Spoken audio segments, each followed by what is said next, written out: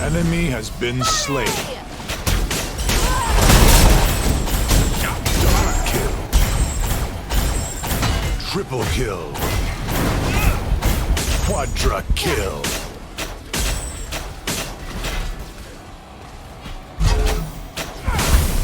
Pentakill. What's going on, everybody? It's Killswitch coming back for another Teacher Tuesday episode. This one being episode 16 in the series. So I want to start this one off by saying thanks everybody for the support. We just reached 100 subscribers, which is pretty awesome. I just want to say thank you guys for that. And also thank you guys for tuning in to the partner panel that we just had on Friday. Appreciate all the support there. It was great to be on there. Great to theorycraft and talk with those guys. And if you're here from that, welcome. Make sure to check out all the other videos in the series. And without further ado, let's hop into this thing. I'm your guy. So this week's hero is gonna be Sparrow. My pleasure. So Sparrow is pretty good right now. I've had the opportunity to play her a little bit more so recently. I've had some pretty good success with her. Her kit is pretty well designed. Now I know that her kit was kind of changed here recently, as far as not the kit itself, but kind of changed her role a little bit. Not necessarily like she's still a damage dealing ADC, but she was supposed to be like a weaker early game, late game hyper carry basically, which the recent change kind of buffed her early game and leveled out her late game, so she's not necessarily as much of a like late game hyper carry, more of just a regular carry now, but you know, that's okay. So starting off here, you can see the base stats and everything. Nothing too crazy. I'm not going to go over anything really specific here. We'll go ahead and jump into the abilities. So her first ability here, that's her Q, that's the Hail of Arrows. So deal 80, 120, 160, 200, and 240 physical damage over 4 seconds in a small area, and slow targets by 20, 25, 30, 35, and 40%. So overall pretty good AoE effect. Gain stacks of Relentless for each tick of damage. Now, I'll go over this a little bit more with the passive, kind of like a lot of these heroes. This won't necessarily make sense until we hit that passive, but just keep that in mind as we go through these. So the physical power scaling on this is 0.7. It's kind of hard to really like judge that as far as like a numbers standpoint, because you have ticks of damage over time and that. So cooldown 12 seconds, not too bad. Mana cost 50, 60, 70, 80, and 90. Again, not too crazy. Your range is 1600 units, so fairly good overall. And then the radius is 400 units, so decent little area, pretty good range, pretty good ability overall. So moving on to the next ability here, that's going to be her E. That is Mark of Precision. So gain 20, 25, 30, 35, 40 attack speed for 3.5 seconds at all levels, and make the next basic attack apply Mark of Precision for 6 seconds at all levels. Gain 3 Relentless stacks at all levels if Mark of Precision is applied successfully, and then gain 1 extra Relentless stack from basic attacks on marked targets. So again, stacks, Relentless stacks, are, you're seeing the trend here. That's pretty much what her kit boils down to, is stacking up Relentless stacks. Again, we'll go over that here when we get down to the passive, but just remember, you get Relentless stacks for each tick of damage on the Q. You get Relentless stacks if you apply this successfully, and then you get 1 extra as well from basic attacks on these marked targets. So moving on to the next ability, that is her R. That's the ultimate, Inner Fire. Basic attacks have 4 additional side arrows that pierce targets and deal 70% of your basic attack damage for 6, 7, and 8 seconds at max level. And so it says gain 0, 0, 0 physical power for the duration. That's not accurate. There's numbers involved here. I don't know the specific numbers on that, but basically what it's doing is increasing your damage essentially while you're in that ultimate animation. But basically what this is used for and why this is so good is because not only can you you can still do damage with this to a single target, but now you can also do damage to a group of enemies. Those side arrows will pierce. So basically now you're shooting kind of in a cone. You'll have your reticle still in the middle, which will be your main shot. And then you'll have like a, cone that goes out with those side arrows. They do 70%, so a little bit less on the basic attack damage, but you are able to hit multiple enemies or, the same enemy. Again, single target or multiple enemies. So overall, really good ability. The physical power scaling is 15. So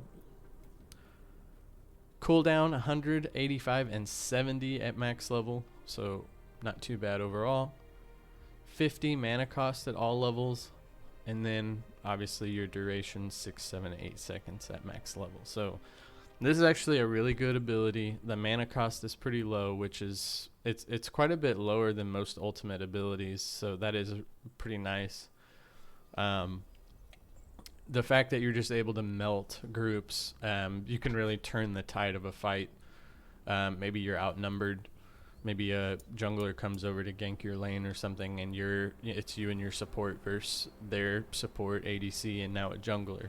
If you're able to keep the distance between, keep that range, allow your support to help you out. Maybe they hit a stun on somebody, or maybe it's a decker cage or something like that, where it's able to keep you safe, keep you in a safe range. This can really melt. Even against like a 2v1 or a 3v2 or something like that. But obviously you're not going to get much out of this if you're caught out of position. You might get lucky every once in a while and be able to use this to cover for a bad positioning or getting caught out, but it's not super likely. This is more of a strategic, almost like a re-engage type of thing, where maybe you are joining a team fight late or something, or maybe your frontliner has already initiated the fight and you're able to kind of stand behind and start to melt the team fight with this ability. So just a couple of scenarios that this might come in handy. Of course, like I said, you can always just use this for single target damage as well. It still works for that. So moving on, this is just the auto attack. This is nothing special here. And our right mouse button, piercing shot. So charge a long range arrow for up to 1 second that pierces units and terrain. Deal 17, 25, 33, 41, and 49 to 85, 120, 165, 205, and 245 physical damage based on charge time. So you're able to charge this for up to 1 second. At 1 second, this will do an additional either 49 or 245 damage at max level, or obviously with the lower levels you're going to deal less. But this is your low end time charged, and this is your high end, like your max time, your 1 second charge time damage. Piercing shot applies a 35% at all levels slow for 3 seconds on targets affected by Mark of Precision. So here comes the Mark of Precision again, where if you're able to apply this successfully, you get a bunch of stuff from the ability itself. But now you're able to do increased slow on that target with this ability as well. So it kind of go hand in hand. Like a lot of times playing Sparrow, it's easy to forget about your mark of precision just because it's not inherently, like, it's not by in and of itself like a damage dealing ability, but it's a really good ability that you want to make sure you remember to use, especially in certain circumstances. You may not necessarily have to use it in a 1v1, like, especially if you're ahead, but it is a really good ability that's going to allow you to do more damage. It's going to bring those stacks up, and it's going to allow other abilities like your piercing shot here to apply more slow. So all good things. Now let's go ahead and get into the passive. So the passive is, this is where the relentless stacks come into play. So successive basic attacks on enemy heroes and epic monsters deal 4 at all levels % basic attack damage as bonus damage. Stacks up to 10 times. So what this means is you're able to get up to 10 relentless stacks with successive basic attacks, with any of these stacks that you gain from your abilities. So you get 1 from each tick on Hail of Arrows. You get 3 if you apply Mark of Precision correctly. So this right here, combination wise, if you hit this, say you get 2 or 3 ticks off this, that's 3 stacks. You're able to get 3 off this, that's 6. And the whole time you're able to shoot, you know, a couple of basic attacks and sprinkle them in there. Well, now all of a sudden you're up to like 8, 9, maybe possibly 10. And so as long as you're able to continue to land basic attacks and things like that, you're going to have these stacks. You're going to be dealing 4% per stack of bonus damage. So that's what her kit is molded around, is being able to deal that additional damage with these relentless stacks.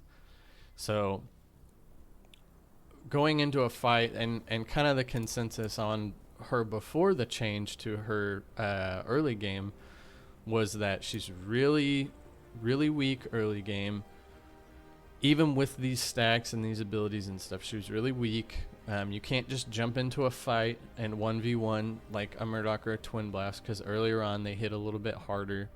But later in the game, when you have some items built, you got some attack speed built, things like that, some life steal, whatever it may be, and you're stacking these relentless stacks, and you come in, you know, guns a-blazing with your ultimate or something like that, you've got some stacks built up. Now all of a sudden you're just annihilating people. So you go from kind of like 0 to hero basically by the end of the game. Now it's more so you can still kind of, like, your early game isn't as bad, especially if you're using all of these abilities the way they're supposed to be used. You're able to do quite a bit of damage early, and especially with that long range pierce arrow as well, because you're able to poke from out of range, things like that. So your range on this is 2,500. That's pretty good. That's a safe range for you to be able to hit that ability. It is a skill shot, but it's not necessarily that hard to hit. I mean, you have kind of like an indicator through your reticle that will tell you if you're in range and if you're going to hit, essentially. But your mana cost on it's not that bad, although it does get pretty high at max level, but that's to be expected. So her earlier game is a lot better now, while her end game is still pretty brutal, honestly. I mean, as long as you're able to get a little bit ahead and build some items and you're contributing in team fights and all that stuff, you're going to be doing a lot of damage. Alright, so let's go ahead and hop into our aspects, which is going to start our build guide essentially here. The aspects are for ADC is pretty much going to be the same. I mean, it's not going to change too much unless you're just trying to do kind of like maybe try out some different things, or maybe you have a specific like enemy team comp that you're changing something to combat. For the most part, your aspects are going to be about the same. You're going to stay here in this red realm here. Now, that's not to say that there isn't some possibility in the purple tree here for ADCs, especially because you do get bonus physical power from the purples, from your favor points. But I feel like a lot of the abilities, or the passives I should say, from these red aspects are just too hard to pass up. They're too good to pass up. And the ones that I typically will use are King and Hunter. Now, Ace can be pretty good in certain circumstances, but I think generally, like, your safest bet probably would be King Hunter. The King is gonna grant you that attack speed per multi kills on CS, blah blah blah blah. And then your Desperation, which is basically going to give you bonus damage for every 10% of your missing health. So that's really good, especially as a squishy ADC. You know, I mean, sometimes you may not survive long enough to get the most out of this, but that's obviously situational. You want to put yourself in a situation to succeed as much as you can. And then Hunter, damaging enemy heroes, grants 1.2 to 3 physical or 2 to 5 energy power. Obviously, in this case, it's going to be physical for our ADC for 6 seconds. Stacks up to 10 times, and it says gain formula here, move speed at max stack. So basically, I don't know what the number here is, but you're going to gain some move speed once you hit 10 stacks, and you're going to get 1.2 to 3 physical power for 6 seconds as well. So that's a really good one. Hitting 3 consecutive basic attacks on the same enemy hero provides a burst of 20 attack speed for 4 seconds. Again, that's just giving you some situational damage and some situational DPS with the attack speed, which Sparrow does enjoy some attack speed. It's able to help her get her stacks a little bit quicker. So overall, those two are going to be your safest bet. Now, if you're going to go into a purple tree for the favor gain on physical power, you could go rogue. I've seen some successful rogue based builds with ADCs, but I feel like it's a little more situational. That proc on the rogue damage happens, let's see, you get on this one here, you get 30 seconds, and then on the basic attack bonus, dealing bonus damage, it's 24 seconds. So in one case you're limiting yourself to a cooldown, but the other case, you know, you're not necessarily getting damage per se, at least not from like the attack speed bonus, but you're trading off with that to have this kind of active at all times. So a little bit of a trade. That's just kind of situational. Play around with it, see what you like, see what works the best for you. These will be your safest bet though, and if you're just starting off and learning and beginning, I would definitely suggest sticking with these two until you get comfortable with it, get comfortable with how the kit works and everything, and then kind of move on from there. Alright, so with that being covered, let's go ahead and jump into the item build here for Sparrow. So with building on an ADC, it's kind of similar to, I mean, you're going to build similarly as an ADC. It really doesn't matter too much on the hero. Now, there are some things that you can do a little bit differently. Like obviously, you're still going to probably start off with your starter item and a small health pot. That one being the Titan's Bow. Outside of that, the next item you're going to build is probably going to be your power spike item, which in some cases can be your crossbow. Some cases it can be your Sword of Souls. It just depends on how far ahead or behind you are at that moment. I still typically lean towards building Sword of Souls first, because it's still going to allow you to stack up power as the game goes along, and then once you're at that max, the max stacks on that, and it gives you some early physical penetration, so that's pretty nice to have. Somewhere in there though, so like typically what I'll do is I'll come over here on my first back or something like that, depending on how much gold I have. I'll typically try and buy Shadow Strike. If I have enough to buy Serrated Bayonet, I will. But depending, I might also grab my first set of boots as well. Just this one. I won't finish the boots, obviously. But I'll try and grab them if I can, just for a little extra move speed. Get you a little bit safer in lane. But I obviously finish this as quickly as I can. And then after that, it kind of just depends as well. With Sparrow, something you can do is you can actually build into a death blink if you wanted to. It's a good like tech card or item for Sparrow, seeing as how she doesn't have any type of movement abilities, or anything movement related like Twin Blast does. So Twin Blast having that dash, you can build a death blink. It gives you some power, and the blink obviously. Now another option for that too is going into Bloodlust Saber. It can kind of fill the same like role for items. It gives you a little bit more power, some life steal, and then that active where you dash forward, and it is on a lower cooldown. It's not a blink, it's just a dash forward, so it's a possibility there. I like, if I'm going Sword of Souls first, I typically either come right back with a crossbow or a fire cannon, just because those two are going to give you an even bigger power spike early. More so fire cannon, just because of the crit chance and the physical power and the crit damage, and it is like 75 physical power is pretty high, so that's going to give you a pretty good spike, especially pairing it with that little bit of physical pen you already have, so they go pretty well together. Now something else to remember too though, as an ADC, is that depending on the enemy team comp, it might be necessary to build a Titan Slayer as well.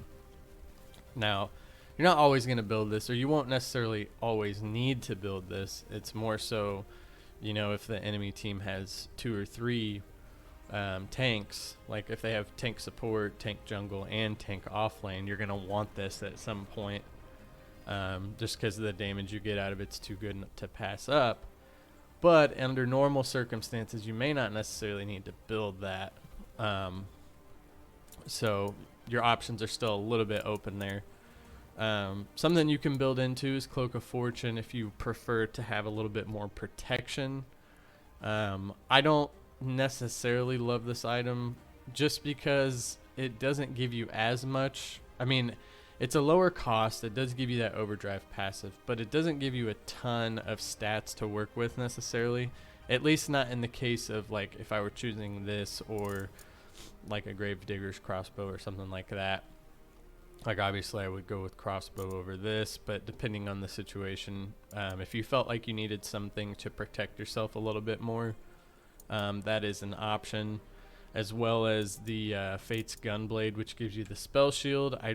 Again, it's one of those, like, it would have to be very situational. That is going to limit your damage output in a sense.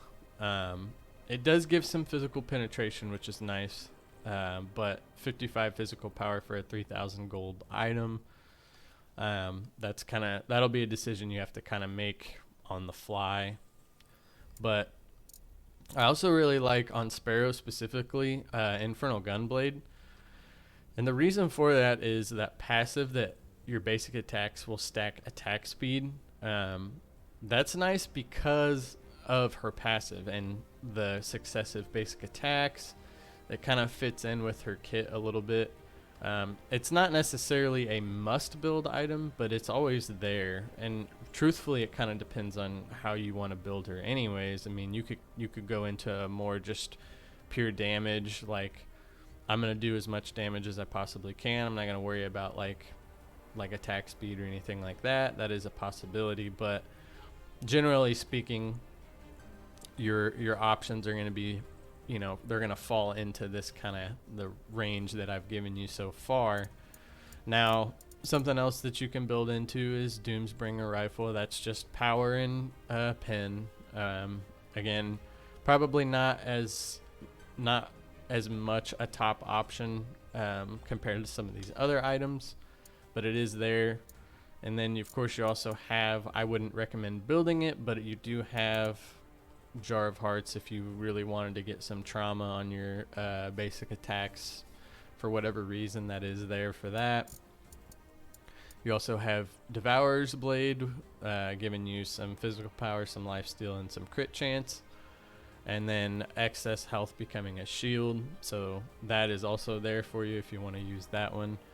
I would say a typical game with Sparrow that goes the way I want it to, where I'm doing well, I'm playing well, usually ends with a Sword of Souls, a Gravedigger's Crossbow, a Bloodlust Saber, a Fire Cannon, and then potentially either Titan Slayer, Gunblade, something along those lines that kind of fits the situation I'm in. Otherwise, you know, if I have to build into Titan Slayer, I may not have one of these other items. It just really all depends. Those are probably your best. That's probably your safest like build as far as being able to put out enough damage while still having, you know, having that dash from Bloodlust is obviously going to help you out. And then adding in all the damage and crit chance and stuff that you're going to have from all of these. That's a pretty well-rounded build. So now outside of that, you've got some tech options that are really just more experimental. That's going to kind of be up to you. Like I said, I think that I think it's good to try out new items because, you know, sometimes you can't just take somebody's word for it. Obviously, like, you got to do some of your own like research, try something out, see if it works. You got things like A shot. You got things like even like these purple items. Sometimes like you can try them out. I'm not saying that they won't work. I'm just saying that a lot of these are more situational. So knowing the enemy team comp, your comp, knowing, you know, the situation you're in, if you're behind, if you're ahead, that's really going to dictate what you can and can't build, at least to be successful in that position. So, all right, with that being covered, we'll probably wrap this video up here. Again, I want to say thank you to everybody for all of the support for the channel. Like I said, we hit 100 subscribers, which is awesome. I really appreciate it. I'm hoping that these are still helping, hoping that you guys are at least getting something from it. I will continue to do these as much as I can. Again, my goal is weekly, but sometimes things come up and life gets crazy and all that, but I just say thank you for your patience. And again, if you've got something to add to this, or if you have something build wise that you've tried that you want to throw in, put it in the comments. You know, let's spread that information around. So again, until next time, guys, I appreciate it, and we'll see you next week.